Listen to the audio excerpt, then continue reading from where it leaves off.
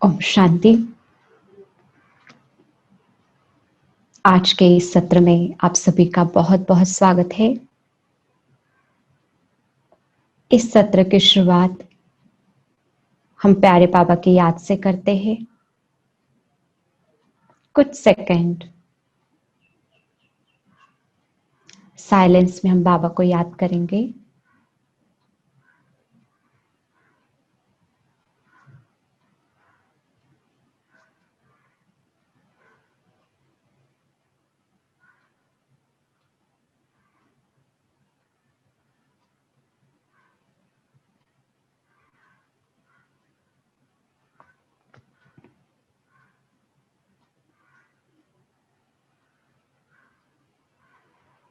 ओम शांति। Thank you.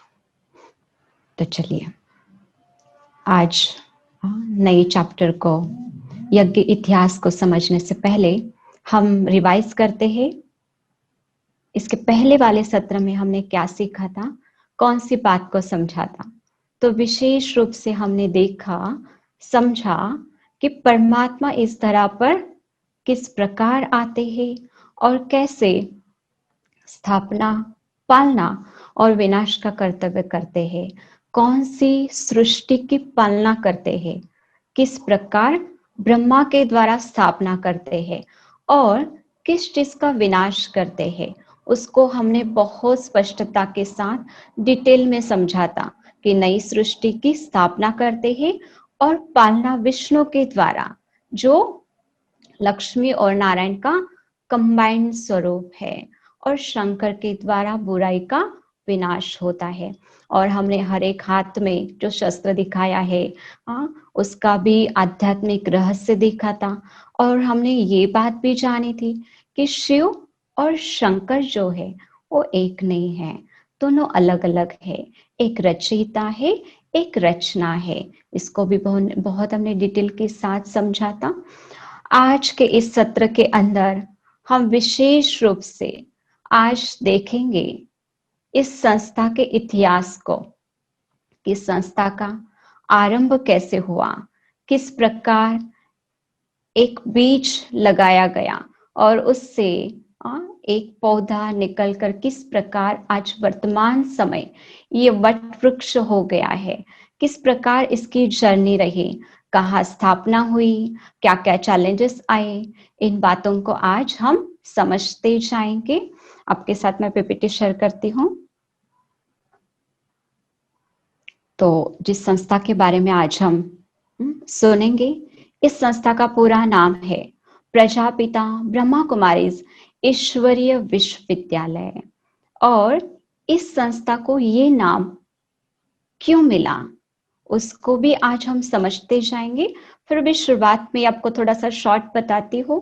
Prajapita परमात्मा ब्रह्मा के तन में आकर हम ब्राह्मणों की रचना रचते हैं, माना वो जगत के पिता, इसलिए कहा गया प्रजापिता।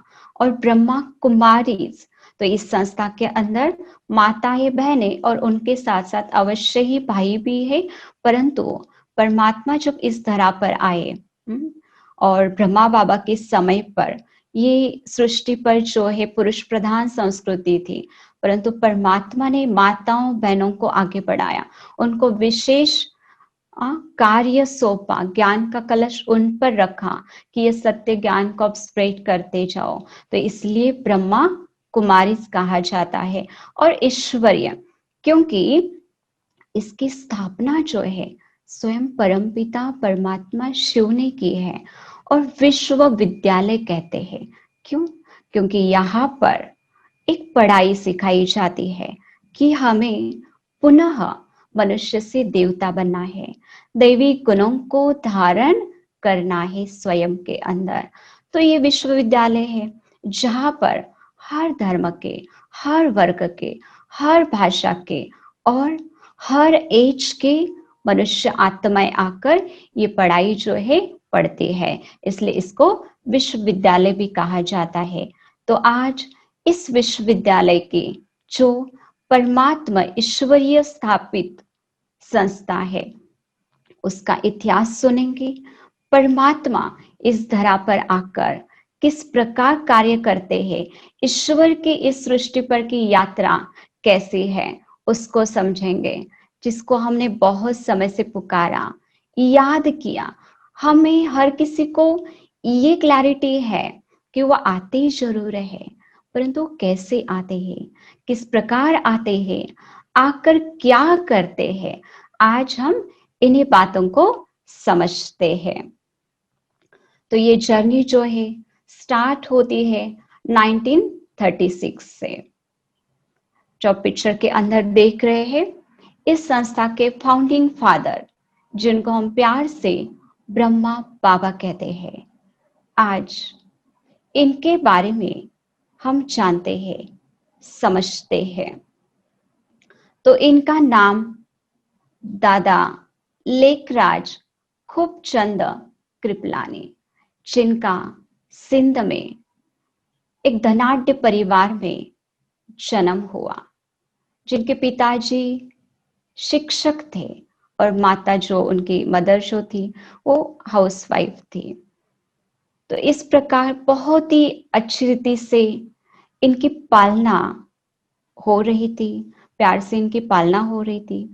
और दादा के अंदर बचपन से ही बहुत सारे गुण दिखाई देते थे और विशेष रूप से उनके अंदर दया का गुण था। जैसे कि हम जानते हैं, छोटे बच्चे यदि पिकनिक के लिए जाते हैं, गार्डन में जाते हैं, तो वहां पर वो खेल कूद करेंगे, मजा मस्ती करेंगे। परंतु दादा बचपन में भी जब गार्डन में जाते थे और वहां पर बगीचे के अंदर फूलों को देखते थे, तो उनको विचार चलता था कि हम ऐसा क्या करें जो हम इन फूलों की तरह बन जाए, खुशबूदार बन जाए, सभी को खुशी सुख देने के निमित्त बन जाए। तो ये प्रतीत होता है कि बाल्यकाल से ही वो सबसे अलग, डिफरेंट ऐसा उनका व्यक्तित्व था। और बहुत छोटी आयु में ही उनके माताजी ने शरीर छोड़ा, देहांत हो गया। और जैसे कि कहा, उनके पिताजी शिक्षक थे, उनको भी एक दिन अचानक बहुत बुखार आया। दादा ने सोचा कि उनको हॉस्पिटल में ले जाते हैं। ये उस समय की बात है जब भारत और पाकिस्तान एक ही थे, हाँ, अलग अलग नहीं था। तो हॉस्पिटल उनको लेकर जाते जाते आधे रास्ते में ही उनके पिताजी की डेथ हो गई, मृत्यु हो गई। और बहुत छोटी आयु में ही जैसे कि माता पिता इनके चले गए। दादा को एक बड़े भाई थे, उन्होंने दादा को कहा कि मेरा किराना का दुकान भी है, आप ऐसे करो, हमारे पास से रहने के लिए आ जाओ, मेरे को भी थोड़ा सा हाथ बैठा लो, किराना के दुकान में आप मदद करो। तो दादाजी ने ठीक वही किया, उनके पास रहने के लिए गए और प्रतिदिन जो है किराना की दुकान में उनके भाई को मदद करने के लिए जाने लगे। परंतु जैसे कि आपको कहा, बाल्यकाल से ही उनके अंदर कई गुण थे, उदारता, दया। ये तो जैसे कह सकते हैं कि उनके अंदर कुट कुट कर समाई हुई थी। तो जब भी दुकान में कोई गरीब लोग आते थे या किसी के पास कम पैसे होते थे और अनाज की आवश्यकता होती थी, तो दादा दयावान होने के कारण कई बार उन गरीबों को फ्री में अनाज देते थे, धान्य देते थे, या कम पैसे में कई बार देते थे। तो उनके भाई को जो है दादा की ये बात पता चली, तो उन्होंने कहा, तुम अगर इस प्रकार कार्य करोगे तो मुझे तो एक दिन गरीब बना दोगे। अब आप ऐसे करो, आप अपना काम धंधा ढूंढ लो। तो दादाजी ने कहा ठीक है। और दादा फिर वहां से मुंबई आए और मुंबई में उन्होंने ज्वेलरी बनाने का आर्ट सीखा और धीरे धीरे वो ज्वेलरी का बिजनेस करने लगे।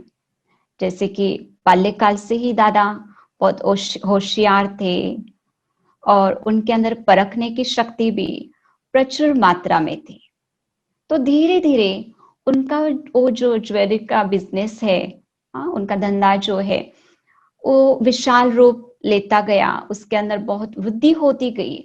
और धीरे धीरे दादा के जो संबंध है समाज के नामांकित लोगों के साथ, राजा महाराजाओं के साथ धंधे के कारण बनते जाने लगे। तो इस प्रकार उनका जो कार्य है, बिजनेस है, वो बहुत बड़ा होता गया।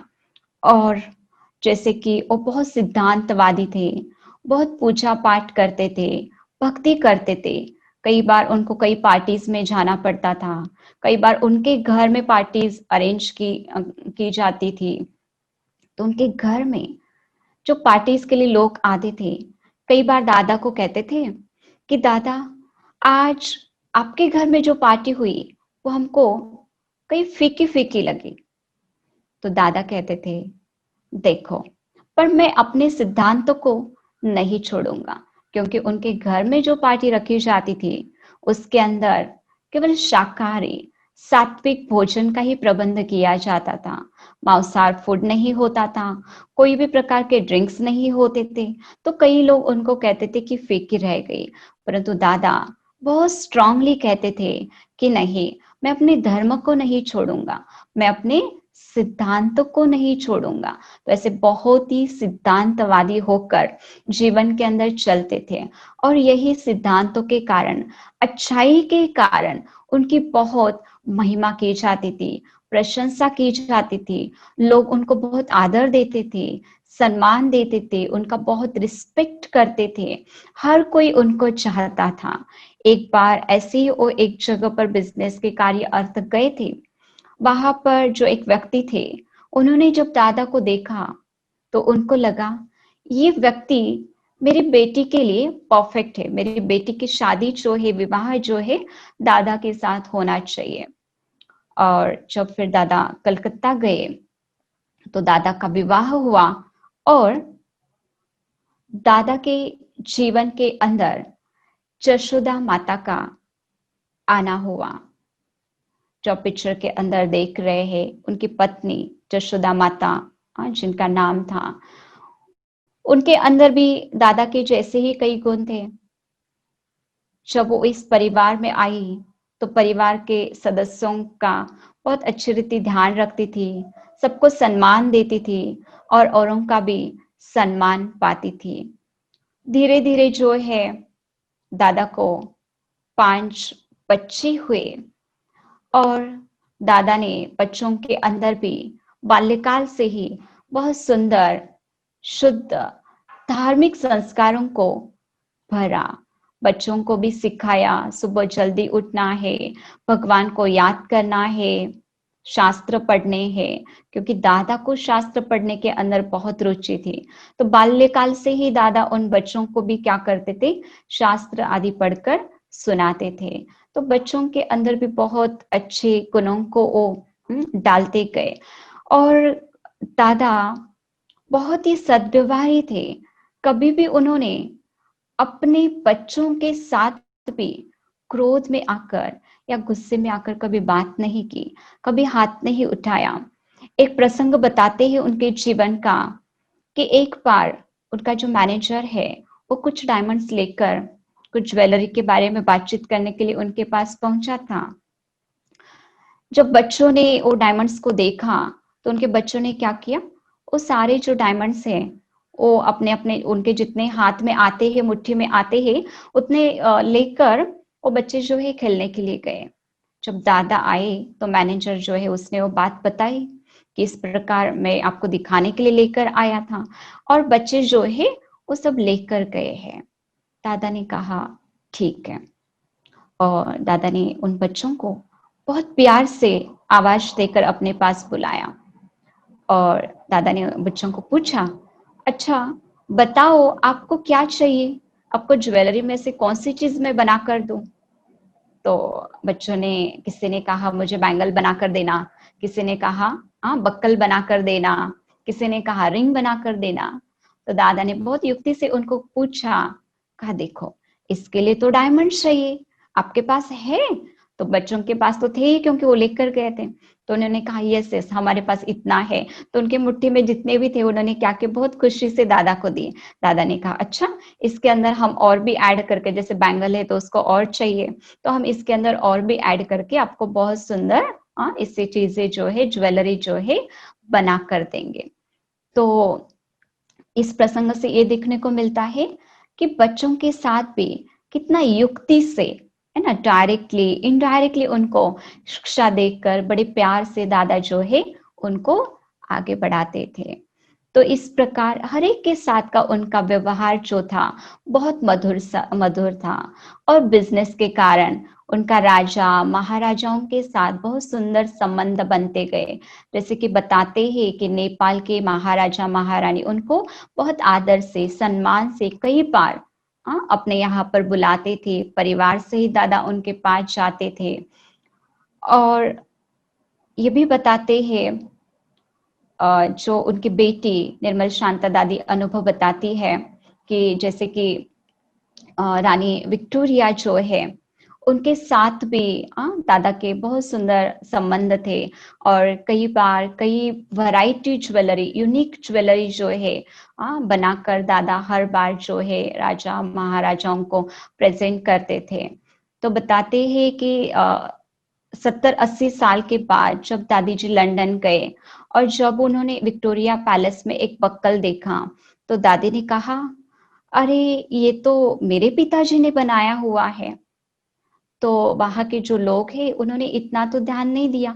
उनको लगा कि ये रानी का, क्योंकि वहां पर जो है उस संग्रहालय में सारी रानी की चीजें रखी हुई थी, तो उनको लगा ये तो रानी का है, इनके पिताजी का कैसे हो सकता है। तो दादी ने कहा, और वहां से फिर जब दादी सेंटर पर आए तो ये बात जो है रानी के पास पहुंची। और रानी ने फिर जो है दादी जी को फोन किया और फिर बहुत आदर सम्मान के साथ अपने पास बुलाया और दादी जी को पूछा। तो दादी ने जब बताया तो रानी ने स्वीकार किया कि यस, ये जो है दादा लेखराज जो है उन्होंने बनाया हुआ था। तो ऐसे बहुत सारी ज्वेलरी बहुत सुंदर सुंदर दादा बनाते थे। एक बार बताते हैं कि मना कोई भी नई ज्वेलरी बनाते थे दादा तो अपने बच्चों को पहनाते थे, और कई बार अपने बच्चों को पहनाकर प्रोग्राम्स में, फंक्शंस में लेकर जाते थे। तो एक बार इसी प्रकार परिवार के सहित दादा कहीं पर गए थे और उनकी बेटी ने बहुत सुंदर डायमंड वाला बक्कल पहना हुआ था। एक जब रानी ने वहां पर देखा तो उनको लगा कि ये बक्कल मेरे पास होना चाहिए। तो दादा ने उनके बेटी को कहा, बेटी आप ये बक्कल दे दो। तो उनके बेटी ने कहा नहीं, मैं नहीं दूंगी, क्योंकि वो छोटी थी, इतनी समझ तो थी नहीं। उसने कहा नहीं, ये तो मेरा बक्कल है। तो बाबा ने, अपना दादा ने उनको बहुत प्यार से कहा, देखो आप कल की बासी रोटी खाओगी। तो उसने कहा नहीं, मैं क्यों बासी रोटी खाऊं। तो दादा ने कहा जब आप बासी रोटी नहीं खाती हो तो फिर ये बासी बक्कल क्यों पहनती हो, कल मैं तुमको और न्यू डिजाइन वाला बक्कल दूंगा। तो जैसे ये बात कही तो वहां पर भी जो है उनके बेटे ने खुशी खुशी से वो बक्कल जो है, हेयर बैंड जो है, क्लिप, वो बहुत खुशी से निकाल कर दे दी। तो इस प्रकार बहुत ही प्यार से, युक्ति से दादा हर एक के साथ चलते थे और उनका बिजनेस जो है धीरे धीरे बढ़ता गया, वृद्धिंगत होता गया। परंतु दादा जो है, जैसे कि मैंने कहा, उनको बहुत ही भक्ति का, उनके अंदर जैसे वो संस्कार कुट कुट कर भरे हुए थे। रोज सुबह जल्दी उठना, गीता का अध्ययन करना, ईश्वर का नामस्मरण करना, पूजा पाठ करना। और बताते हैं, कहते हैं कि उन जब तक वो गीता का अध्ययन नहीं करे, पूजा पाठ नहीं करे, तब तक वो अपने मुख में कुछ भी नहीं डालते थे। ऐसी उनकी दिनचर्या थी। और ईश्वर की खोज में उन्होंने अपने जीवन में 12 गुरु किए थे।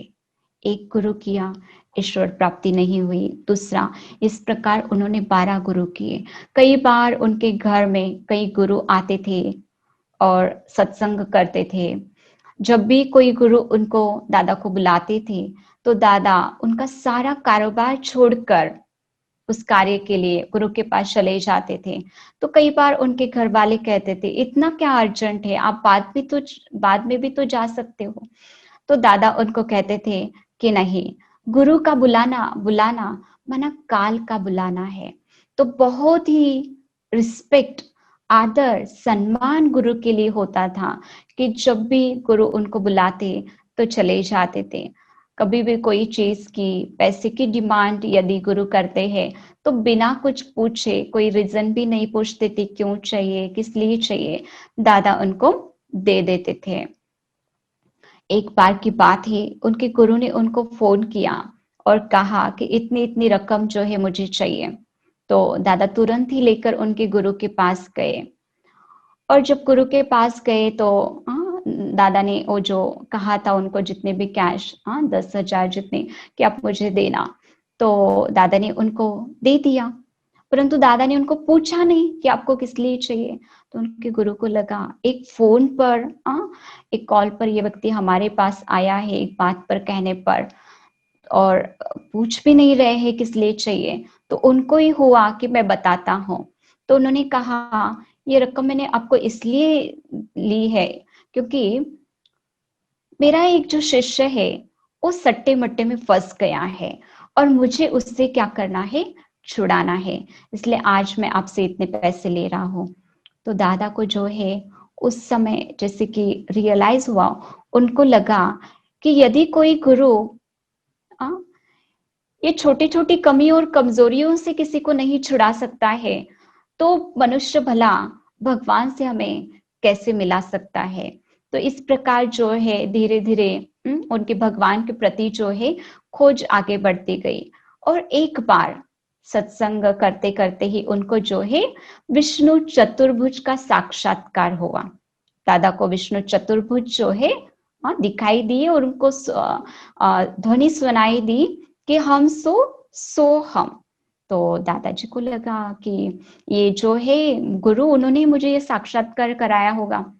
तो सत्संग के बाद जब दादा उनके पास गए, गुरु के पास, और गुरु को पूछा कि क्या आपने मुझे ये साक्षात्कार कराया। तो उनके गुरु ने उनको पूछा, कौन सा साक्षात्कार, क्या देखा। तब दादा को रियलाइज हुआ कि नहीं, ये जो गुरु है इन्होंने भी मुझे ये साक्षात्कार नहीं कराया है। तो फिर उनकी खोज जो है आगे बढ़ती गई कि कौन है ईश्वर, कौन है वो सत्य। और बताते हैं कि एक बार दादा जो है उनको किसी ने विष्णु का फोटो गिफ्ट किया था, और उस फोटो के अंदर आप जो पिक्चर में देख रहे हैं कि विष्णु लेटे हुए हैं और लक्ष्मी जो है पांव दबा रही है। तो जब दादा ने ये पिक्चर देखा तो दादा को ये फोटो अच्छा नहीं लगा। दादा ने तुरंत ही एक आर्टिस्ट को बुलाया और कहा, आप क्या करो, एक नया पिक्चर बना लो जिसके अंदर नारायण और लक्ष्मी दोनों के अंदर समानता हो। तो ये दिखाई देता है कि भले वो भक्ति भावना वाले थे, धार्मिक थे, परंतु उनके अंदर समानता का भाव बहुत भरा हुआ था। वो सबको समान दृष्टि से देखते थे, और उन्होंने जो है दूसरे ही दिन ब्यूटीफुल समानता वाला लक्ष्मी और नारायण का पिक्चर जो है वो बना कर दिया। और धीरे धीरे ईश्वर की खोज जो है उनके अंदर बढ़ती गई, और धीरे धीरे उनको डिफरेंट डिफरेंट जो है साक्षात्कार, अलग अलग साक्षात्कार उनको होते गए। एक बार उनको साक्षात्कार हुआ कि उनको जो है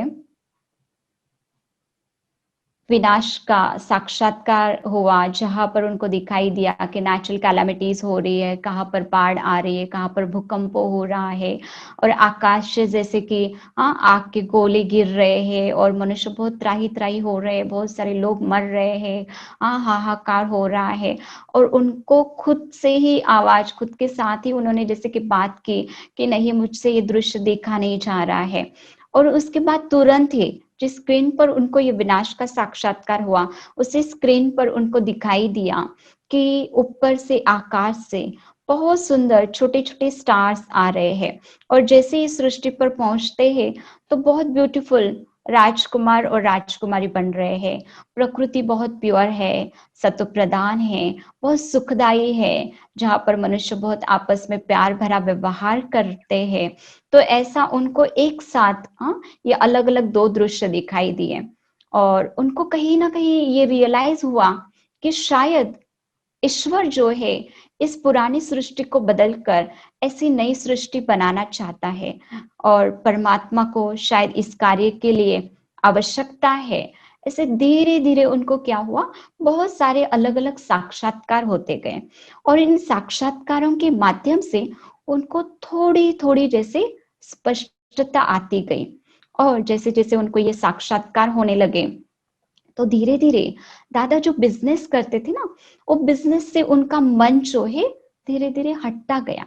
उनकी रुचि जो है उस व्यापार की, धंधे की, वो कम होने लगी और दादा अपने ही विचारों में जैसे कि खोने लगे। उनको शांति में बैठना, एकांत में बैठना अच्छा लगने लगा और कई घंटे वो कई विचारों में मगन रहने लगे।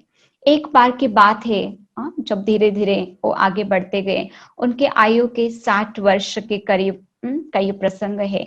एक बार उनके घर में जो है सत्संग चल रहा था और उस सत्संग चल रहा था, उनको मध्य में ऐसे मन में विचार आता है कि मुझे उठना है और उठकर क्या होते हैं, अपने कमरे में चले जाते हैं।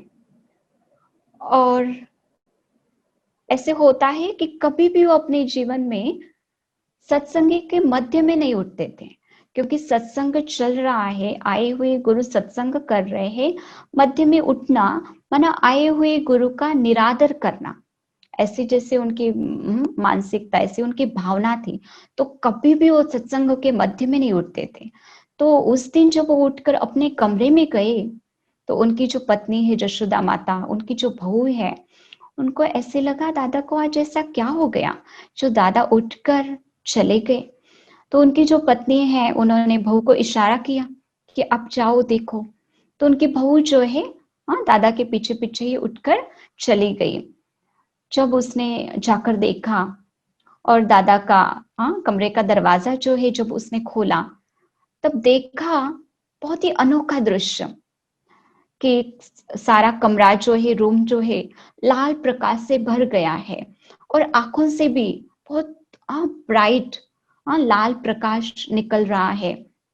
एक अलग ही रूप जैसे दिखाई दिया प्रकाश में।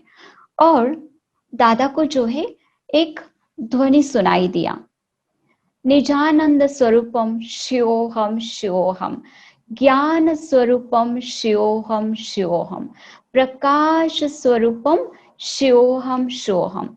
ये शब्द उनको जो है सुनाई दिए। और उनकी बहू जिसने जब वो दरवाजा खोला तो उसने एकदम बॉडीलेस का अनुभव किया, जिसको कहते अशरीरी, जैसे कि वो शरीर में है ही नहीं, एकदम अलग, जैसे कि बॉडी से न्यारी अवस्था। उन पलों में उसने वो अनुभव किया और दादा को भी ये ध्वनि सुनाई दिया, परंतु एग्जैक्टली क्या हुआ ये किसी को भी नहीं पता। जब उससे बाहर आए और दादा, उनकी बहू उनके सामने ही थी। दादा ने पूछा क्या हुआ? बहू ने कहा दादा आपको क्या हुआ? दादा ने कहा पता नहीं क्या हो गया। तो बहू ने एक्सप्लेन किया कि ऐसे ऐसे हुआ, बहुत लाल प्रकाश फैला हुआ था और ये ध्वनि भी जो है इस प्रकार सुनाई दी। तो ये बात परमपिता शिव परमात्मा का दादा के तन में आना, वो पहला दिवस, पहली बार परमात्मा ने जब इनके साकार तन का आधार लिया और पहले पहले प्रथम शब्द जो उच्चारे कि निजानंद, आनंद का जो सागर है और शिव है, ज्ञान का जो स्वरूप है सागर है और शिव है, और प्रकाश का जो स्वरूप है सागर है वो शिव परमात्मा है।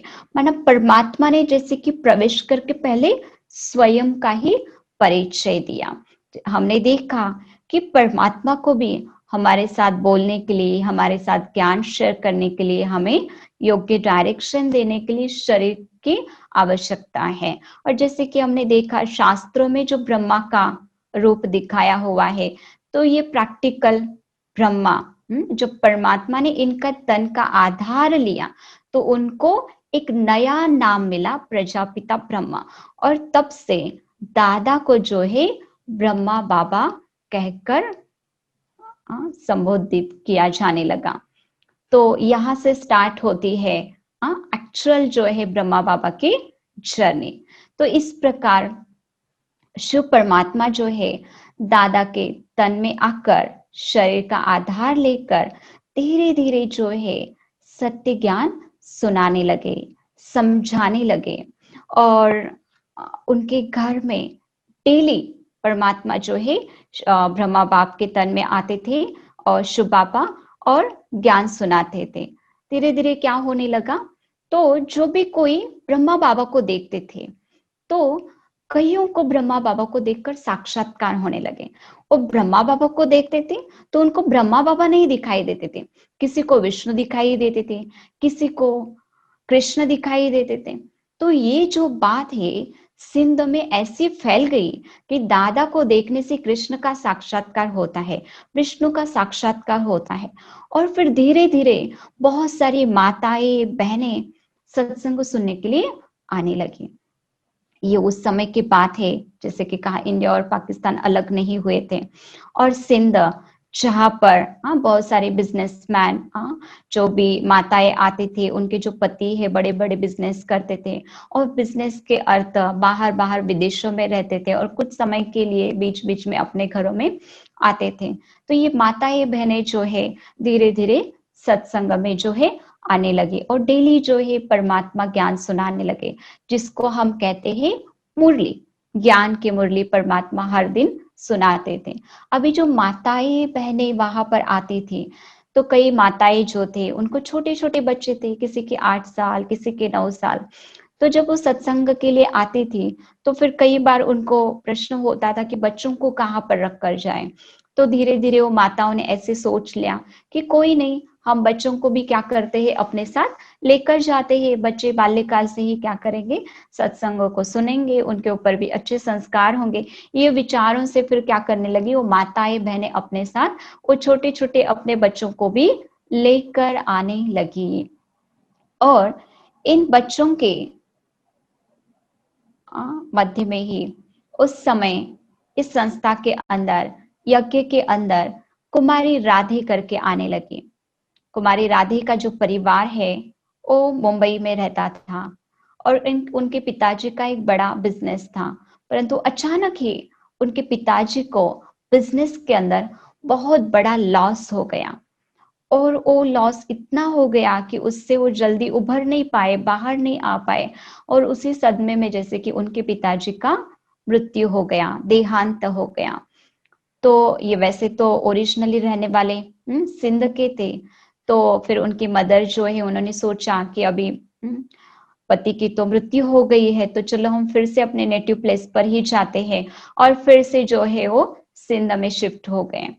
परंतु पति का देहांत हो जाने के कारण राधे की जो माँ है वो बहुत दुखी रहने लगी, हमेशा ही रोती रहती थी। तो जब सिंध में आए तो उनके आसपास वालों ने उनको कहा कि ऐसे ऐसे दादा है और वो सत्संग करते हैं, क्यों नहीं आप वहां चली जाती, शायद आपको अच्छा लगे, आप थोड़ा बहुत आपके दुख को भूल पाओ। तो जब उनको ये बात पता चली तो एक दिन ये कुमारी राधा और उनकी माताजी सत्संग के वहां पर पहुंची। और पहली बार जब यज्ञ के अंदर ये राधे आई तो उस समय सत्संग यानी मुरली चल रही थी। और पहली बार जब उसने ब्रह्मा बाबा को कहा तो पहली बार देखते ही राधे को ऐसे लगा कि यही मेरा वो सच्चा पिता है, यही मेरा ओरिजिनल परिवार है। बहुत ही अपनेपन की फीलिंग जो है वो राधे को उसी क्षण हो गई। और ये राधे बचपन से ही बहुत होशियार थी, नृत्य कला, गायन कला उसके अंदर थी। और धीरे धीरे जब ये राधे जो है इस यज्ञ के अंदर आई और सत्संग के शुरू के समय, सत्संग स्टार्ट होने से पहले ये राधे जो है बहुत सुंदर ओम ध्वनि करती थी। और ओम ध्वनि के अंदर जो भी वहां पर आने वाली माताएं बहनें भाई थे, उनको बहुत अलग अलग साक्षात्कार होते थे। और धीरे धीरे जैसे कि इसकी शुरुआत ओम ध्वनि से होती थी, तो इसका नाम जो है ओम मंडली पड़ा। और ओम मंडली के नाम से इस संस्था को उस समय सब लोग जानना आरंभ हुआ। और धीरे धीरे ऐसे हुआ कि ये राधे जो है जब इस संस्था के अंदर आई, और बाबा जो मुरली चलाते थे, ज्ञान की मुरली, वहां पर जो आने वाले छोटे छोटे बच्चे हैं उस सत्संग के अंदर, उनको तो वो मुरली जो है इतना समझ में नहीं आती थी, उनको बातें पता नहीं चलती थी। तो ये राधे जो है वो क्या करती थी, वो मुरली को बहुत सहज करके इन बच्चों को सुनाती थी, समझाती थी, और बच्चों के अंदर भी ज्ञान का बीज डालती गई। जैसे मैंने कहा, ये बाल्यकाल से ही बहुत होशियार थी, तो ज्ञान को बहुत अच्छी रीति समझती थी, बाबा का एक एक शब्द को बहुत डिटेल में, जैसे कि एक लाइन के ऊपर कुमारी राधे 1 घंटा बोल सकती थी। इतना उसका मनन चिंतन ये राधे जो है करती थी। जिनको राधे जो है फिर बच्चों को संभालने लगी, बहुत बच्चों को प्यार देने लगी, तो बच्चे जो है प्यार से कुमारी राधे को मम्मा कहना शुरू किया। ये जब यज्ञ में आई तो केवल 16 साल की थी, परंतु बहुत ही कम उम्र में, बहुत ही कम वर्ष में इन्होंने अपने जीवन के अंदर इतनी आध्यात्मिक ऊंचाइयों को पाया, और अपने आप को आध्यात्मिक दृष्टि से इतना सुंदर और शक्तिशाली बनाया कि हर कोई छोटा बड़ा उनको धीरे धीरे माँ कहकर, मम्मा कहकर पुकारने लगा। इवन उनकी जो मदर थी वो भी कुमारी राधे को मम्मा कहकर बुलाती थी। तो हम समझ सकते हैं कि कितना उनके अंदर वो माँ के गुण आए, जिनको ही हम कहते हैं जगत माता, और ब्रह्मा बाप माना जगत पिता। तो प्यार से हम दोनों को ही मम्मा बाबा कहकर बुलाते हैं। तो इस प्रकार इस यज्ञ की जो है शुरुआत हुई, और मम्मा बाबा यहाँ पर आने वाले भाई बहनों को बहुत पालना देने लगे, प्यार देने लगे। परंतु उस समय जो है, जो मुरली चलते थे, परमात्मा जो डायरेक्शन देते थे, उसके अंदर एक विशेष बात बताई जाती थी, और वो बात थी पवित्रता की बात, ब्रह्मचर्य का पालन। और उस बात पर परमात्मा जो है, ब्रह्मा बाप जो है, बहुत फोकस देता था। वो बात बहुत ओपनली बताते थे कि हमें पवित्र रहना है, हमें देह अभिमान से देही अभिमानी बनना है, अपने आप को सोल कॉन्शियस बनाना है, क्योंकि अब हमें फिर से अपने घर जाना है। तो घर जाने के लिए हमें अपने अंदर दैवी गुणों को धारण करना है। तो जब ये पवित्रता की बात सत्संग के अंदर बताई जाने लगी, तो जो भी ये माताएं बहनें यहाँ पर आती थी, उनके जो पति थे, जो सिंध के भाई थे, उनको ये बात अच्छी नहीं लगती थी, और इस बात के कारण फिर बहुत अपोजिशन होने लगा। आप पिक्चर के अंदर देख रहे हैं, शिव बाबा जो ब्रह्मा बाबा के तन में आते थे, मुरली चलाते थे, तो केवल ज्ञान नहीं देते थे, परंतु साथ साथ टोली खिलाते थे। टोली माना प्रसाद। बच्चों से मिलते थे, बात करते थे, हालचाल पूछते थे। माना एक पिता जिस प्रकार की पालना देता है, उसी प्रकार वो परमपिता परमात्मा भी साकार में आकर बच्चों के साथ हर वो कर्म करते हैं, पालना देते हैं।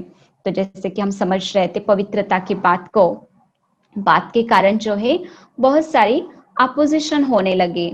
लोग बहुत सारे कंप्लेंट करने लगे, बहुत सारे वारंट भी माताओं बहनों के ऊपर निकलते गए। और ऐसा समय आया कि फिर वो माताओं बहनों को सत्संग के लिए आने के लिए बिल्कुल ही मना किया जाने लगा। उनको ताले के अंदर बंद करके रखना शुरू हुआ। बच्चों को भी वो छोड़ना बंद कर दिए, उनके जो भी पिताएं आदि थे। तो एक समय ऐसा आ गया कि ये जो माताएं बहनें हैं, उन्होंने अपनी इच्छा से वो अपने बच्चों के सहित अपने परिवार वालों को, घर बार को छोड़कर बाबा के पास आए। और करीब 300 माताएं बहनें, उसके अंदर कुछ भाई भी थे, वो बाबा के पास अपने परिवार को छोड़कर आए। जब वो छोड़कर आए, बहुत सारे उस समय पिकेटिंग, मोर्चे आदि होते गए और उसके अंदर इतना उनको अपोजिशन किया जाने लगा, जैसे कि माताएं बहनों को कई बार कोर्ट में वारंट लगा तो कोर्ट में जाना पड़ा। और जब उनको पूछा गया तो इन माताओं बहनों ने बहुत ही स्पष्टता के साथ कोर्ट के अंदर बताया कि उनको कोई भी फोर्स से यहाँ पर नहीं बुलाया गया है, वो सत्संग में नहीं जा रही है, अपनी स्व इच्छा से बाबा के पास आई है। उनको ये आध्यात्मिक जीवन जीना अच्छा लगता है और उन्होंने अपनी इच्छा से इस जीवन का स्वीकार किया है। इस प्रकार वो बताने लगे। और धीरे धीरे जो है वो सिंध के जो भाई थे उन्होंने क्या किया, सबने मिलकर तो एक प्लान बनाया जहां पर ये रहते थे। जब ये कन्याएं माताएं आए तो बाबा ने एक बहुत बड़ा मकान लिया जिसके अंदर एक साइड बच्चे रहते थे, एक साइड में माताएं बहनें रहते थे। और जैसे कि वहां पर भी जो है डेली का रूटीन रहता था, सुबह जल्दी उठना है, मेडिटेशन करना है। परंतु ये सिंध के जो भाई है उन्होंने एक प्लान ऐसा बनाया कि जहां पर वो रहते हैं उस भवन का नाम था लाखा भवन, कि उसको ही आग लगाई जाए। और आग लगेगी तो सबकी मृत्यु हो जाएगी और सत्संग जो है रुक जाएगा और सारी बातें की जैसे स्टॉप हो जाएगी। ऐसी भावना से उन्होंने क्या किया, देखो उनके अपने ही लौकिक परिवार वाले थे, फिर भी उन्होंने ये निर्णय लिया। परंतु जैसे कहा जाता है, जिसका रक्षक भगवान है उसको कौन क्या कर सकता है, कोई भी उसे मार नहीं सकता। कोई भी उसको कोई प्रॉब्लम खड़ा नहीं कर सकता। और जिस दिन ये उनका प्लान बना हुआ था, जो निश्चय समय उन्होंने निश्चित किया था, उस दिन सुबह अमृत वेले के बाद, क्योंकि इस संस्था के अंदर हमारी जो दिनचर्या है सुबह 3:30 बजे शुरू हो जाती है, जिसको हम कहते हैं अमृत वेले। उस अमृत वेले के समय उठकर हम प्यारे शुभ बाबा को याद करते हैं। तो जब बाबा सुबह योग के लिए उठे, योग के बाद बाबा को ये संकल्प आया, क्यों ना आज मैं बच्चों को समुद्र किनारे पर लेकर जाऊं और वहां पर आज हम ज्ञान की मुरली सुनेंगे। ऐसे करके बाबा को स्ट्रॉन्ग संकल्प आया और बाबा सुबह सुबह ही बच्चों को, सारे परिवार को, माताएं बहनें बच्चे सभी मिलकर उस दिन बीच पर चले गए और वहां पर उन्होंने जो है जो भी उनका सत्संग है, मेडिटेशन है, वहां पर किया। और इस तरफ तो लाखा भवन को आग लगाई गई, क्योंकि उनको तो पता ही नहीं था कि अंदर कोई है नहीं। और जैसे आग लगाई गई और कुछ समय के बाद फिर बाबा और सारे बच्चे, माताएं बहनों को आता हुआ देखा तो लोगों को बड़ा आश्चर्य लगा कि अरे ये क्या हो गया, ये तो जिंदा है, इनको तो कुछ हुआ नहीं, ये कहाँ से आ गए। तो इस प्रकार हर वो प्रयास किया गया, विघ्न डाले, समस्याएं आती गई। ये जो भी छोटे छोटे बच्चे हैं धीरे धीरे बड़े होते गए, जिनको आज हम दादी, दादा, दीदी कहते हैं। सिंधी में दादी माना बड़ी बहन। तो हर एक दादी की अपनी अपनी एक स्ट्रगल की एक अलग ही भिन्न स्टोरी है। इस संस्था की भी बहुत ही स्ट्रगल की एक विशेष ऐसी स्टोरी है। शायद उसको बताने के लिए समय कम पड़ेगा, परंतु हमारा एक हिस्ट्री का बुक है जिसके अंदर आपको डिटेल में इसको जानने को मिलेगा कि किस प्रकार ये जो है स्ट्रगल आता गया। और जैसे कि आप पिक्चर के अंदर देख रहे हैं, एक बार जो है बच्चों को भी जैसे कि अलग किया गया, परंतु बच्चे जो है छोटे छोटे, जिनको मम्मा और बाबा से बहुत प्यार मिलता था, तो बच्चे भी मम्मा बाबा के पास रहना पसंद करते थे।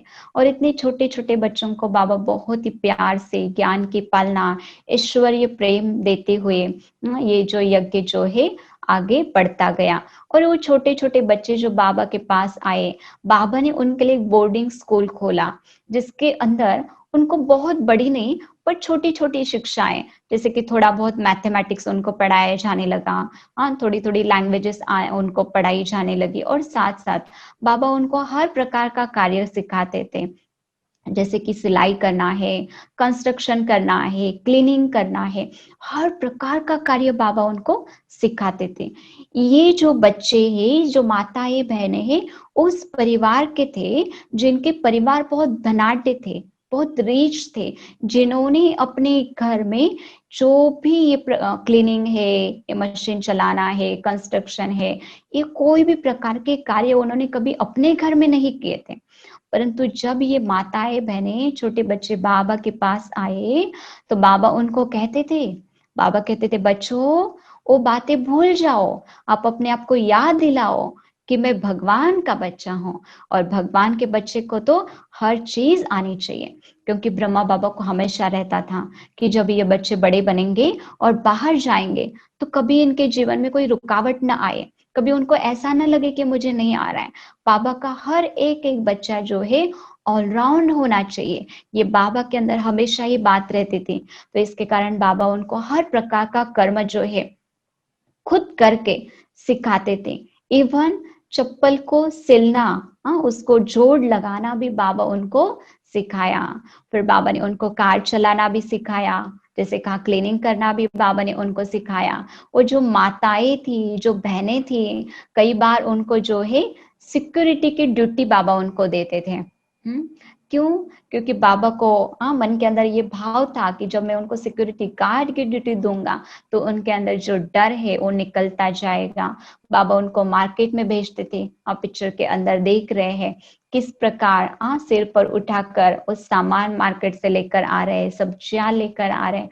तो हर कार्य जो है बहुत उमंग उत्साह से, बहुत प्यार से, एक अलग ही आध्यात्मिक यात्रा, इनकी जीवन की जर्नी। इतना बड़ा परिवार जहाँ 300 भाई बहने एक साथ एक दिनचर्या के साथ आपस में आगे बढ़ते जाए और यात्रा करते जाए, तो एक अलग ही खुमारी के साथ वो करते गए और आगे भी बढ़ते गए।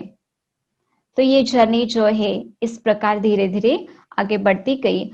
और 1947 में हम सभी जानते हैं कि इंडिया और पाकिस्तान जो है अलग अलग हुआ। परंतु जब ये इंडिया पाकिस्तान अलग हुआ, उसके बाद 3 साल तक भी ये यज्ञ जो है वहां पर ही सिंध में ही चलता रहा। वहां पर जो मुस्लिम थे, ये इनको बहुत मदद करते थे।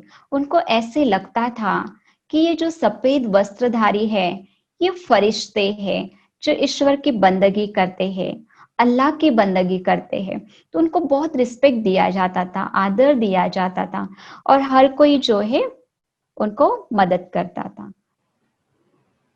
और उस सिंध के जो मिनिस्टर्स आदि थे, उन्होंने भी इस भाई बहनों को बहुत मदद की। क्योंकि जब ये सब कुछ अलग अलग हो रहा था, उस समय काफी सारा दुनिया के अंदर मारामारी का हो, लड़ाई झगड़े सब कुछ हो रहा था।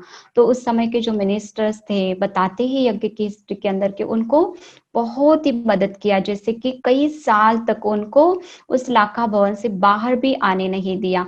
हर चीज वहां पर जो मिनिस्टर्स जो है पहुंचा देते थे। सब्जियां है, कोई भी चीज की जरूरत है, तो बहुत ही उनको सपोर्ट रहा। परंतु 1950 में परमात्मा का संदेश मिला, ईश्वर का संदेश मिला कि भारत में शिफ्ट हो जाओ, स्थानांतरित हो जाओ। और जैसे ये दिव्य संदेश जो है प्राप्त हुआ, तो सारी तैयारियां हो गई। और 1950 में सारा यज्ञ जो है, भाई बहने जो है, ब्रह्मा बाबा जो है, सभी मिलकर भारत में आए।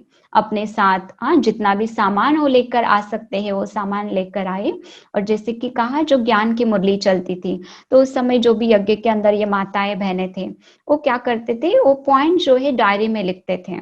और जब पाकिस्तान से भारत में आना हुआ, तो सबने अपने साथ डायरिया ली। तो बाबा ने कहा नहीं, आप कोई भी अपनी डायरी अपने साथ नहीं लेंगे।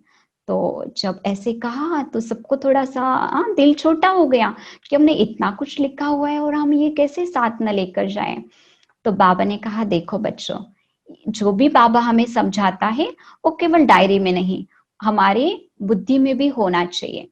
और साथ साथ बाबा ने कहा, देखो, जब द्वापर युग में भक्ति शुरू होगी और शास्त्र बनाना शुरू होगा, तो शास्त्रों के लिए ज्ञान कहाँ से मिलेगा? तो उस समय ये आपने लिखी हुई डायरिया जो है वो काम आएगी, मदद करेगी। तो आप ये डायरिया यहाँ ही छोड़ेंगे। तो बहुत बड़ी पेटी, जिसके अंदर ये सभी ने डायरी अपनी हाँ, जैसे कहा कि शास्त्र बनने के लिए काम आनी है, तो खुशी खुशी से सभी बच्चों ने अपनी डायरी जो है वो रखी और अपने साथ जितना सामान हम ले सकते हैं उतना सामान लेकर, हाँ, जो पिक्चर के अंदर आप देख रहे हैं, तैयारी करके जो है पाकिस्तान से भारत में स्टीमर के अंदर आए।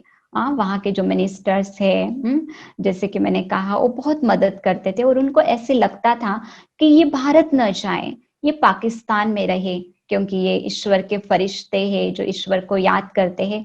तो बहुत सुंदर उनकी भावना थी। परंतु जैसे कि कहा, दिव्य संदेश था, ये परमात्मा का मैसेज था जिसको फॉलो करना था।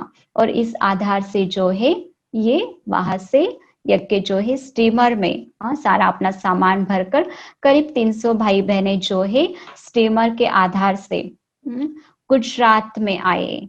गुजरात ओखा बंदर पर उतरे और वहां से गुजरात से फिर ट्रेन लेकर माउंट आबू आए। आप वो दृश्य देख रहे हैं। और फिर माउंट आबू, अरावली पर्वतरांगा, जहाँ पर प्रकृति का एक बहुत ही सुंदर नजारा, पहाड़ी एरिया, तपस्या के लिए बहुत ही सुंदर वातावरण। जैसे कि हम जानते हैं कि कोई भी तपस्या करना चाहते हैं तो पहले के समय में क्या करते थे लोग, सन्यासी आदि पहाड़ों पर जाते थे, जंगलों में जाते थे। तो ये भी जैसे कि वातावरण जो है तपस्या के लिए, आध्यात्मिक यात्रा के लिए बहुत सुंदर। तो ऐसा स्थान परमात्मा ने चुना जो माउंट आबू आए। और माउंट आबू में आप जो देख रहे हैं ये कोटी, ब्रिज कोटी जिसका नाम है, जहां पर ये 300 भाई बहनें रहना आरंभ हुआ।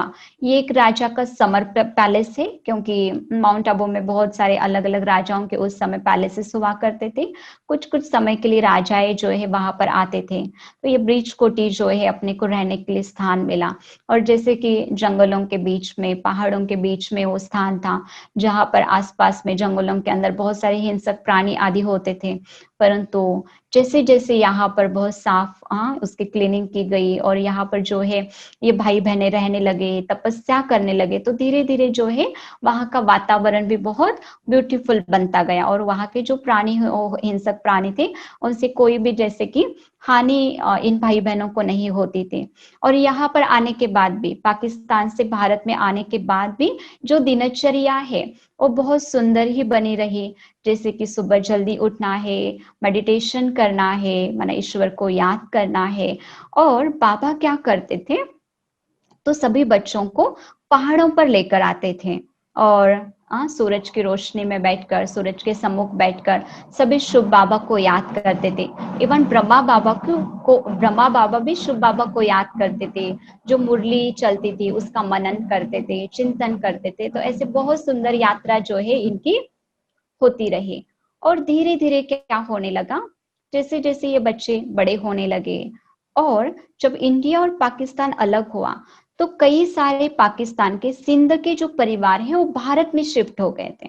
जब उनको पता चला कि हमारे बच्चे, माना ये संस्था जो है, यज्ञ जो है भारत में आया है, तो उन्होंने फिर क्या किया, अपने बच्चों को पत्र लिखना आरंभ किया और बच्चों को अपने पास बुलाने लगे कि आप हमारे पास आओ, हम जानते हैं कि आपको आध्यात्मिक जीवन जीना है, हम आपको उसके लिए पूरा सहयोग करेंगे। आप हमारे पास आओ, आप हमें ध्यान सिखाओ, आपका ज्ञान हमारे साथ शेयर करो। ऐसे करके वो उनको इनवाइट करने लगे, आमंत्रण देने लगे। जब ये बात बाबा को पता चली तो बाबा ने बच्चों को कहा, यस बच्चे, आपको जाना चाहिए, आप जाओ, आपके परिवार वालों की सेवा करो। अब जो बच्चे शुरू से ही बाबा के साथ रहे हुए थे, जिनको मम्मा और बाबा से अति स्नेह था, जिन बच्चों ने कभी सोचा ही नहीं था कि हम मम्मा और बाबा से भी कभी अलग हो सकते हैं, जब बाबा ने उनको कहा तो बच्चे तो बिल्कुल राजी नहीं थे। उनको तो था कि हम मम्मा बाबा को कभी नहीं छोड़ेंगे। तो बाबा ने उस समय उनको स्पष्ट किया। बाबा ने कहा, देखो अभी बादल जो है वो भर गए हैं, अभी बादलों को जाकर बरसना है। हाँ, जैसे बादल भर जाते तो क्या होती, बारिश आती है। तो बाबा ने कहा ये अभी बादल जो है छोटे छोटे आए थे, अभी ज्ञान से भरपूर हो गए, अभी आपको जाकर क्या करना है, सभी की सेवा करनी है, सभी को ज्ञान देना है। और ये बात जो है बाबा ने उनको पक्की कराई। और फिर जो छोटे छोटे बच्चे, हाँ, जिनको मैंने कहा हम दादी और दीदिया कहते थे, कोई उस समय फिर 16 साल 17 साल, हाँ, ऐसी आयु थी उनकी। और फिर भारत में वो अलग अलग स्थान पर गए, कोई कोलकाता गए, कोई दिल्ली गए, कोई बॉम्बे गए, कोई पंजाब, ऐसे अलग अलग स्थान पर जो है दादी और दीदियां अपने परिवार वालों के पास गई, वहां पर ज्ञान को, हाँ, ज्ञान बांटने लगी, उनको ध्यान सिखाने लगी। तो जो परिवार थे, आसपास के जो लोग थे, उनको बहुत अच्छा लगने लगा। धीरे धीरे वो लोग कहने लगे यदि आपको हमारे साथ नहीं रहना है तो कोई बात नहीं, हम आपको एक अलग स्थान देते हैं, आप वहां पर रहिए, आप डेली ये सत्संग कीजिए, हमें ध्यान सिखाइए, रोज ये ज्ञान आप हमारे साथ शेयर कीजिए। इस प्रकार क्या हुआ, धीरे धीरे जो है सेवा केंद्र खुलते जाने लगे और भारत में फिर सेवा केंद्र का जो है विस्तार होते जाने लगा।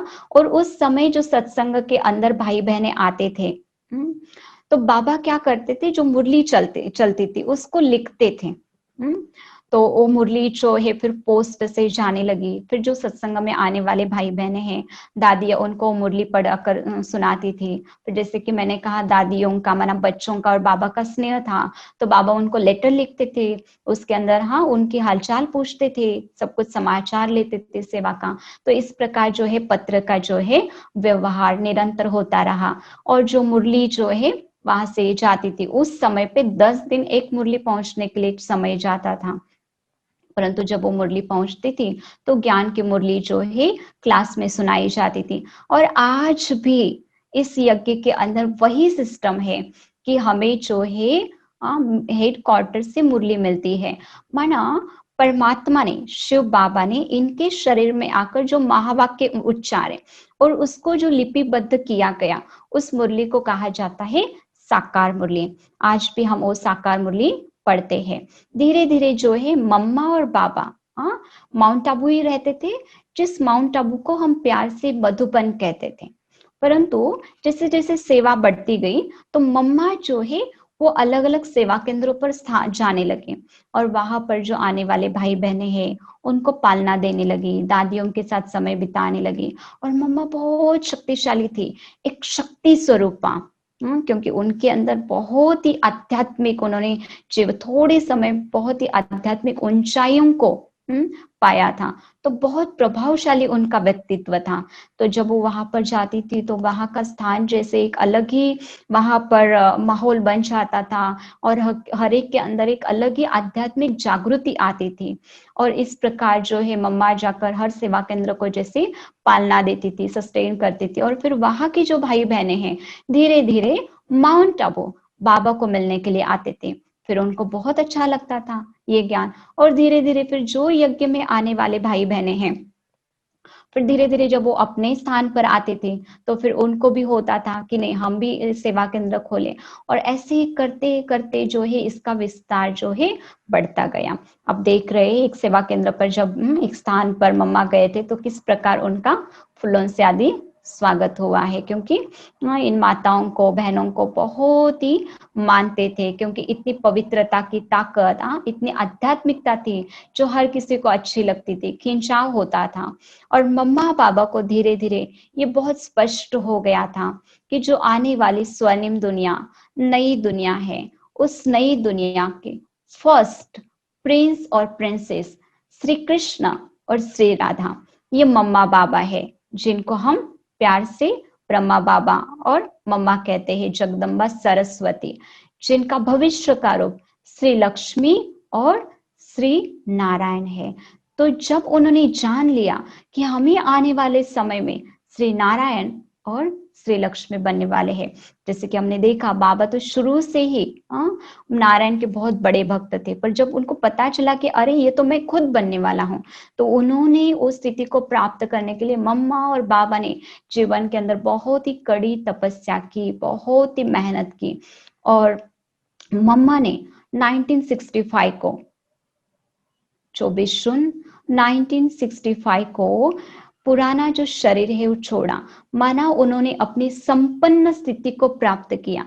जो परमात्मा हमें बनाने आए हैं सर्वगुणों से संपन्न, उस कर्मातीत स्थिति को प्राप्त किया। और 1965 में जो है मम्मा का देहांत हुआ। धीरे धीरे जो है ये यज्ञ का कारोबार जो है आगे बढ़ता ही गया। और जैसे कि जब इस यज्ञ की शुरुआत हुई थी, धीरे धीरे बाबा ने जो है माना ये इंडिया और पाकिस्तान अलग होने से पहले का ही जो समय था, तो धीरे धीरे बाबा ने क्या किया था, बाबा के पास जो भी संपत्ति थी, जो भी उनकी निजी पूंजी थी, बाबा ने इस संस्था के अंदर एक छोटी सी कमेटी बनाई थी। 4 माताएं और बहनें उसके अंदर थी, और उस कमेटी बनाकर सारा जो भी था उनके पास धन संपत्ति, वो सारी उस ट्रस्ट बनाकर, उस कमेटी बनाकर उसको विल कर दी। और सारा कार्य जो है माताएं बहनों को दिया, उनको आगे रखा। हमेशा ही बाबा ने बहनों को, माताओं को आगे किया, और स्वयं हमेशा ही पीछे रहे। क्योंकि मैंने कहा कि उस समय जो था वो पुरुष प्रधान संस्कृति थी, और उस समय, ऐसे समय पर आकर परमात्मा ने जो है, जिसका इस समाज के अंदर स्थान बहुत गिर गया था, उसी को आकर उठाया, और ज्ञान का कलश जो है पहले वो माताओं बहनों को दिया। और नई सृष्टि को निर्माण करने की जिम्मेवारी जो है, उसमें जो प्रथम स्थान जो है माताओं को दिया, कन्याओं को दिया, और उनको आगे किया। निमित्त तो ब्रह्मा बाबा थी, परंतु ब्रह्मा बाबा हमेशा ही माताओं बहनों को आगे करते थे, इसलिए इस संस्था को ब्रह्मा कुमारी कहा जाता है। बाकी इस संस्था के अंदर भाइयों का भी उतना ही इम्पोर्टेंट रोल है, परंतु बहनों को आगे किया। इसलिए धीरे धीरे जब मम्मा ने शरीर छोड़ा, कुछ समय के बाद 18 जनवरी 1969 में ब्रह्मा बाबा अव्यक्त हो गए। जो परमात्मा चाहते हैं, जो स्वरूप बनाना, वो संपन्न स्वरूप जो है ब्रह्मा बाबा का बना, और ब्रह्मा बाबा भी ये पुराने शरीर को छोड़ दिए। अब जब मम्मा पापा दोनों गए, तो कईयों को ऐसे लगा कि अब यह यज्ञ कैसे चलेगा, कैसे आगे जाएगी, अब शायद ये जर्नी यहाँ पर ही रुक जाएगी। परंतु नहीं, ये ईश्वर का कार्य है। जब मम्मा ने शरीर छोड़ा, तो उसके बाद थोड़ी बहुत जिम्मेवारी जो है आदरणीय प्रकाश मणि दादी जी संभालते थे, जिनका फोटो देख रहे हैं। और बाबा जाने के बाद बाबा ने सारी जिम्मेवारी जो है जाते जाते दादी को हैंडल कर दी। और फिर प्रकाश मणि दादी, जिनका लौकिक नाम रामा था, और जब इस यज्ञ के अंदर आई, तो उनको भगवान ने, परमात्मा ने जो नाम दिया प्रकाश मणि, उनके नाम के जैसा ही उनका जीवन रहा, उनका कर्तव्य रहा। उन्होंने अपने जीवन काल में ये ज्ञान का प्रकाश, परमात्मा स्नेह का प्रकाश, परमात्मा गुणों का प्रकाश बहुत ही बिखेरा। हर एक व्यक्ति को, कोटि कोटि मनुष्य आत्माओं को उन्होंने परमात्मा के साथ जोड़ा। इनके पास एक अद्भुत प्रशासन की कला थी, एक अद्भुत उनके अंदर कर्तव्य निष्ठा थी, परमात्मा के प्रति अखुट स्नेह था। और स्नेह की जैसे कि एक मूर्ति, एक वात्सल्य की जैसे प्रतिमा हम कह सकते हैं, बहुत ही स्नेही। इनके पास जो भी कोई आता था, जैसे वो स्नेह के कारण आकर्षित हो जाता था। हर एक को लगता था कि ये मेरी माँ है, मेरी दादी है, और हर कोई इनके आधार से शिव बाबा के साथ कनेक्ट होता था। और दादी के रहते हुए इस यज्ञ ने बहुत ही सुंदर रूप ले लिया, और दादी के रहते हुए इस संस्था के अंदर बहुत सारे अलग अलग नेशनल और इंटरनेशनल प्रोजेक्ट चले, जैसे कि मिलियन मिनट्स ऑफ पीस, और डिफरेंट डिफरेंट रैलीज चली, यूथ यात्रा आदि आदि। तो दादी ने बहुत ही कुशल नेतृत्व किया, और इस संस्था को आगे बढ़ाती गई। जहां पर आप सभी जानते हैं कि विवेकानंद जो है, जिनका भाषण हुआ था शिकागो में, उस सभा के अंदर, उस स्थान पर भी दादी को कई बार आमंत्रित किया गया, और कई बार दादी को जो है बहुत अलग अलग इंटरनेशनल लेवल के अवार्ड मिले। पीस प्राइज भी दादी जी के रहते हुए ही इस संस्था को मिला। दादी को सम्मानित किया इस अवार्ड से। तो बहुत ही विशाल सेवा जो है दादी ने की। और दादी के रहते हुए ही देश में तो सेवाएं थी, ब्रह्मा बाबा रहते हुए करीब 400 सेवा केंद्र ब्रह्मा बाबा रहते हुए खुल गए थे, परंतु विदेशों की जो यात्रा है वो दादी के रहते हुए उसका रूप जो है बहुत विशाल होता गया।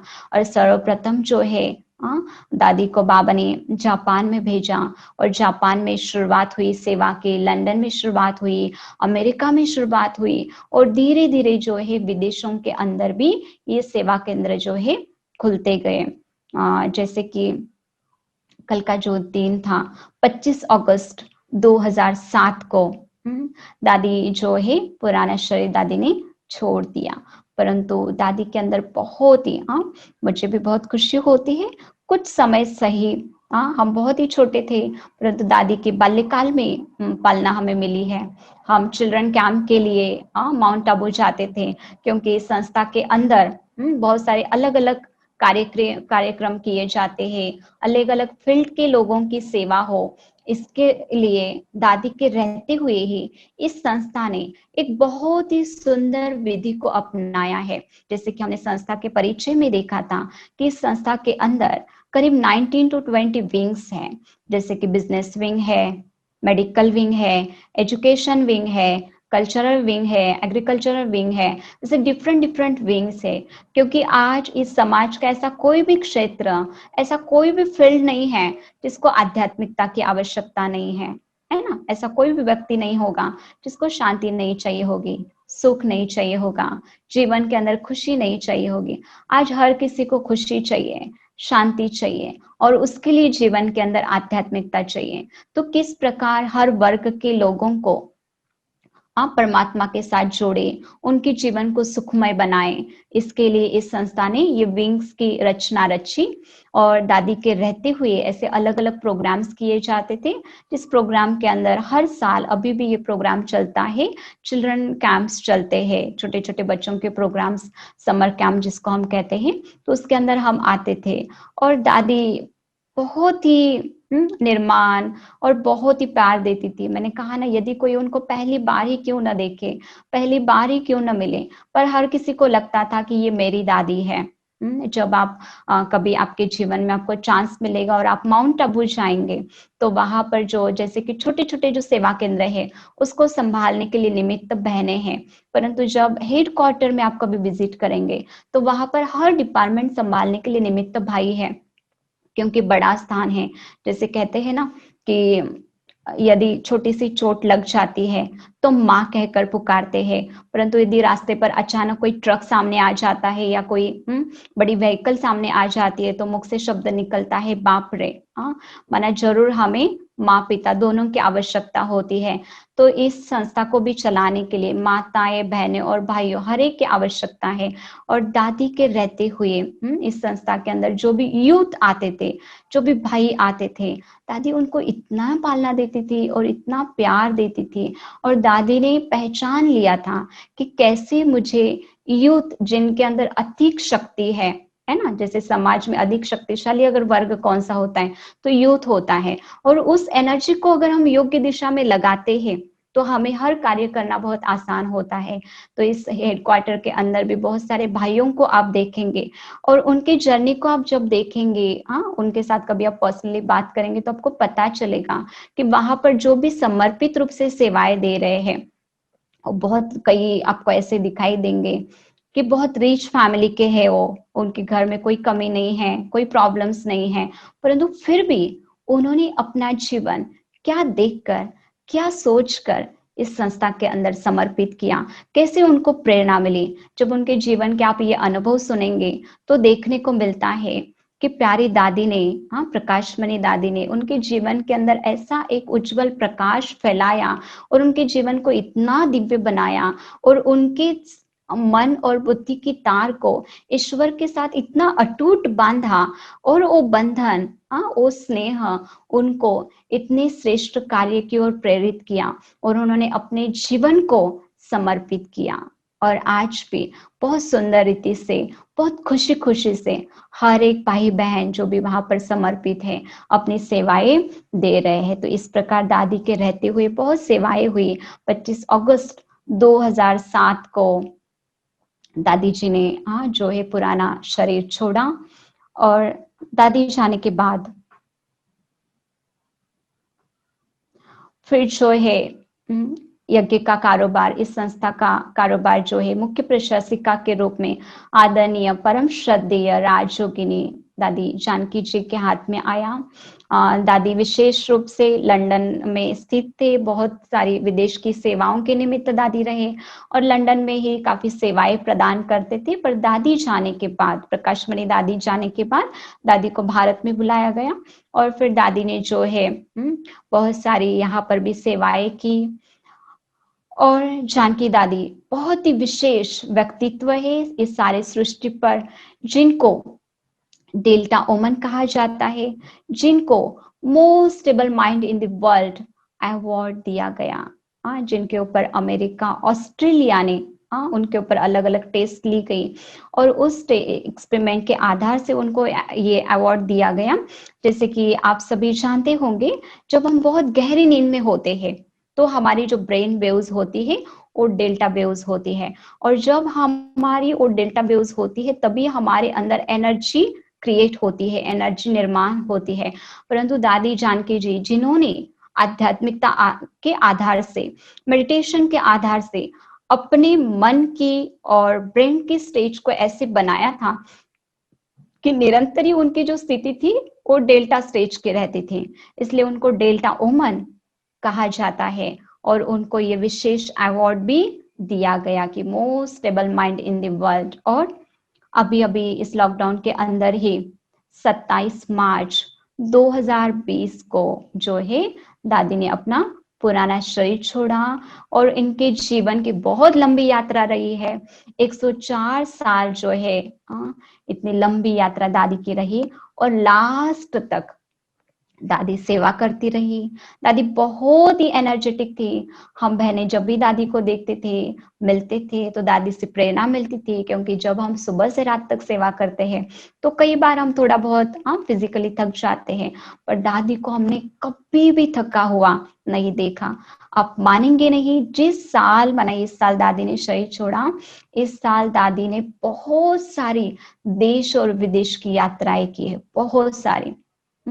कुछ 1 महीना पहले ही दादी जी लंदन जाकर आए हुए थे, तो 104 की आयु में भी दादी बहुत लंबा लंबा सफर करके सेवाएं करती थी, हर एक को भगवान का प्यार, ईश्वर का प्यार, गुणों का दान करती थी।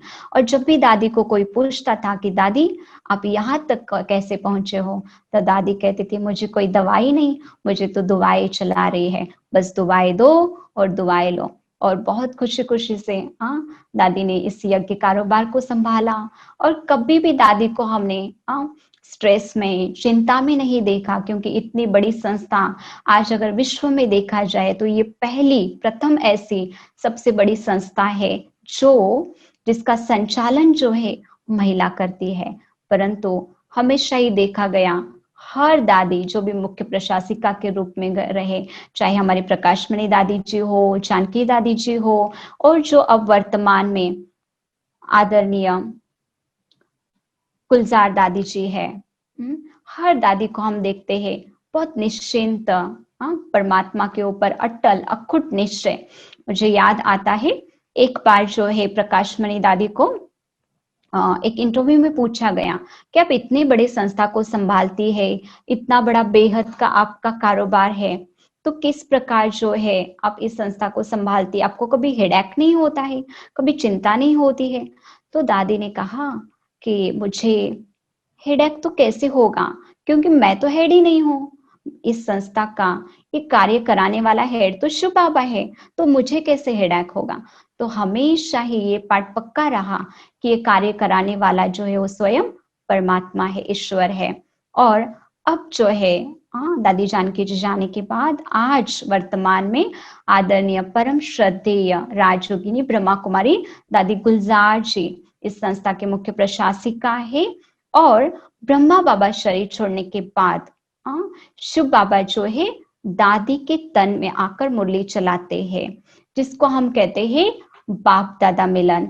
और ये जो बाप दादा मिलन का प्रोग्राम है बहुत ऑर्गेनाइज प्रोग्राम रहता है, जो हमारे संस्था के अंदर हेडक्वार्टर में रखा जाता है, जिसके लिए देश विदेश से भाई बहने आते हैं। बाप दादा, जहाँ पर ब्रह्मा बाप और शिव बाबा का मिलन होता है। इनके तन में आकर वो मुरली चलाते हैं, ज्ञान सुनाते हैं।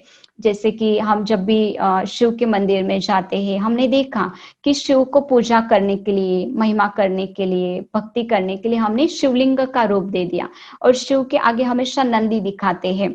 और आपको पता होगा भक्ति मार्ग में कोई भी बात शिव को सुनानी है तो नंदी के कान में बताते हैं, और ऐसी भावना है कि जब नंदी को सुनाएंगे तो शिव तक पहुंच जाएगा। तो ये नंदी माना वास्तव में ब्रह्मा बाबा का यादगार है कि परमात्मा इस धरा पर आकर ब्रह्मा के तन पर सवार होते हैं, रथ का आधार लेते हैं, पर स्थूल रीति से नंदी दिखा दिया। और जैसे कि हम हर मंदिर में देखते हैं कछुआ, तो गुलजार दादी जो है उनके पास ये बहुत ही अखुट एक शक्ति है, एक अलग ही उनके पास हमें देखने को मिलता है कि वो हर विस्तार को बहुत सार में लेकर आती है। जैसे कछुआ जो होता है वो क्या करता है, उसको स्पर्श भी करे तो उसके सारे कर्म इंद्रियों को अंदर खींच लेता है, और ऊपर का आवरण इतना कड़क होता है कि उसके ऊपर यदि कोई हाथी भी पैर रख दे तो भी वो सेफ है, कुछ नहीं हो सकता। तो दादी ऐसी हमेशा, जैसे कि इस दुनिया में रहती हुई हमेशा ही जैसे न्यारी डिटैच अनुभव होती है। आप कभी उनको देखेंगे, मिलेंगे तो आपको यह अनुभव होगा कि उनके सामने जाते ही हम भी जैसे देह की दुनिया से उपराम अनुभव होते हैं, क्योंकि दादी हमेशा ही विस्तार को सार में लाकर एक अलग ही स्थिति में रहती है। तो कछुआ जो है कि जैसे ये दादी का जैसे कि ये प्रतीक है। तो ये बाप दादा मिलन का बहुत सुंदर प्रोग्राम आज भी चलता है। और ब्रह्मा बाबा ने जब शरीर छोड़ा तो उनकी जो अंतिम कार्य किया गया, उस स्थान पर हमने यादगार रूप में एक स्थान बनाया हुआ है जिसको हम कहते हैं शांति स्तंभ। ये मुख्यालय जो है माउंट आबू, वहां पर ये स्थित स्थान है। ये स्थान बहुत ही एनर्जेटिक है। वहां पर कोई भी नया या पुराना जाता है तो हर किसी को एक अलग ही शांति का अनुभव होता है, और वहां एक अलग ही वातावरण है। एक सेकंड में हमारा शिव बाबा के साथ बहुत इजीली कनेक्शन होता है। बहुत ही पावरफुल वाइब्रेशन है। फील होता है कि उस स्थान से जैसे कि सारे विश्व में शांति के प्रकंपन फैल रहे हैं। तो इसको हम शांति स्तंभ कहते हैं। और बाबा की कुटिया, ब्रह्मा बाबा जिस कुटिया में रहते थे, जिस कुटिया में रहकर पत्र व्यवहार करते थे, बाबा के रहते बहुत सारे अलग अलग स्थान रहते हो बनते गए। कई बार बच्चे बाबा को कहते थे कि अभी नया मकान बन गया है, बाबा वहां पर रहने के लिए आओ। बाबा कहते थे नहीं नहीं, शिव बाबा भी तो पुराने तन में ही आता है, पुराने मकान में ही आता है। माना ब्रह्मा बाबा का पुराना शरीर, पतित शरीर में परमात्मा आता है, तो बाबा कहते थे मैं भी पुराने मकान में रहूंगा। और अंत तक जो है बाबा इसी कुटिया में रहे। आज भी ये कुटिया है। हम माउंट आबू जाते हैं तो आपको देखने को मिलेगी। और साथ साथ कुछ 1985 में ये ओम शांति भवन बना, इंटरनेशनल पीस हॉल, जहाँ पर अलग अलग प्रोग्राम्स चलते गए। आज भी वहां पर बहुत वैरायटी प्रोग्राम्स होते हैं। और उसके बाद जैसे कि कहा विंग्स की सेवाएं होती है, तो एक बहुत सुंदर स्थान बना जिसको हम कहते हैं ज्ञान सरोवर। ये एक ऐसा स्थान है जिस स्थान को कहा जाता है कि 1 रुपीज प्रोजेक्ट। उस समय इस संस्था के साथ जुड़े हुए करीब 3 लाख भाई बहने थे। और ये 3 लाख भाई बहने जो थे, इतने बड़े कार्य का, माना इतने बड़े स्थान का निर्माण करना था, तो कैसे करें। तो दादी ने बहुत सुंदर विधि बताई। कहा देखो हम 3 लाख भाई बहने हैं, यदि हर रोज कोई 1 रुपया बॉक्स में डालता है, ईश्वरीय कार्य के लिए अलग रखता है, तो कितना सारा हो जाएगा। और 1 साल में जो है ये बहुत ब्यूटीफुल स्थान ज्ञान सरोवर बना, जहाँ पर बहुत ही नेशनल और इंटरनेशनल लेवल की अलग अलग विंग्स की कॉन्फ्रेंसेस आज भी होती है। बहुत वैरायटी प्रोग्राम्स वहां पर होते हैं। हर कोई आता है तो एक अलग ही अद्भुत स्थान का अनुभव यहाँ से करके जाता है। और उसके बाद जो बहुत बड़ा माउंट आबू में स्थान बना हुआ है जिसको हम शांतिवन परिसर कहते हैं। बहुत ही बड़ा ऐसा वो स्थान है और उसके साथ साथ बहुत सारे विदेशों के अंदर भी हमारे जो है सेवा केंद्र खुलते गए। ये जैसे कि आप देख रहे हैं लंदन का ग्लोबल कोऑपरेशन हाउस, जो एक बहुत बड़ा रिट्रीट सेंटर है और वहां पर भी बहुत सारे विदेश की सेवाएं जो है विशेष रूप से वहां पर चलती है। ये ऑस्ट्रेलिया का स्थान है। यहाँ पर भी बहुत वैरायटी अलग अलग सेवाएं, वहाँ का एक रिट्रीट सेंटर है। ये आप देख रहे हैं साउथ अफ्रीका का, और ये ग्लोबल पीस हाउस यूएस का, अमेरिका का। वैसे बहुत सारे अलग अलग जगह पर आज हर देश में जैसे कि अलग अलग स्थान है। और अभी आप जो पिक्चर देख रहे हैं सारे विश्व के अंदर 140 देशों के अंदर ये संस्था जो है फैली हुई है। एक छोटा सा बीज जो 1936 में लगाया गया था आज एक बहुत बड़ा विशाल वट वृक्ष के रूप में खड़ा है और अपनी सेवाएं जो है क्या कर रहा है, प्रदान कर रहा है। और ये कुछ आप आदि रत्नों को, हमारी दादी दीदियों को देख रहे हैं। आज इसमें से बहुत कम गिनी चुनी दादियां ही रही हुई है, जैसे कि केवल 2-3 दादियां ही है। बाकी सभी ने जो भी दादा दादियां है उन्होंने अपना पुराना शरीर जो है छोड़ा है। परंतु ये वो टीम है, ये उन महान आत्माओं का फोटो है जिन्होंने अपने त्याग और तपस्या से ईश्वरीय कार्य में अपने आप को सहयोगी बनाया और आज इस संस्था को, इस यज्ञ को, ईश्वरीय कार्य को इतना आगे पहुंचाया, जो आज लाखों लाखों भाई बहने इस संस्था के साथ जुड़े हुए हैं, जो नई सृष्टि की रचना के लिए, नई सृष्टि की स्थापना के लिए परमात्मा के मददगार है, परमात्मा को मदद कर रहे हैं। तो इस प्रकार आज हमने परमात्मा की जर्नी को, ईश्वर की जर्नी को सुना। बहुत ज्यादा समय मैंने लिया, परंतु हिस्ट्री 80-90 साल का इतिहास, उनके हर एक के जीवन की गाथा 1 घंटे में बताना तो बहुत ही मुश्किल है। फिर भी 1-1.5 घंटे में आप सबको शेयर करने का प्रयास किया। बहुत सारी बातें रह गई क्योंकि कितना बताए और कितना नहीं, क्योंकि हर एक दादी की अपनी एक जर्नी है और इस संस्था की भी स्ट्रगल की और आगे बढ़ने की अपनी एक विशाल जर्नी है। फिर भी थोड़े बहुत शब्दों में आप सब तक ये पहुंचाने का प्रयास किया। आपको जब भी कभी हिस्ट्री का बुक मिले, ब्रह्मा बाबा की जीवन कहानी का पुस्तक मिले, तो आप जरूर से पढ़िए, आपको बहुत सारी प्रेरणाएं मिलेगी। और एक एक के जीवन का क्या त्याग है, क्या तपस्या है और क्या क्या उन्होंने किया। और हमारे लिए तो आज कितना इजी है, जैसे कि हमें मक्खन मिल रहा है, दूध किसी ने गर्म किया, उसका दही जमाया, फिर सारी प्रोसेस तो बहुत सारी ये पास्ट की आत्माओं ने की है। आज हमें बहुत रेडीमेड मक्खन मिल रहा है। तो जरूर हम उनकी जर्नी को सुने, समझे, पढ़े, ये आशा रखती हूँ। और कल फिर से हम एक नए सब्जेक्ट को लेकर मिलेंगे। ओम शांति। Thank you very much.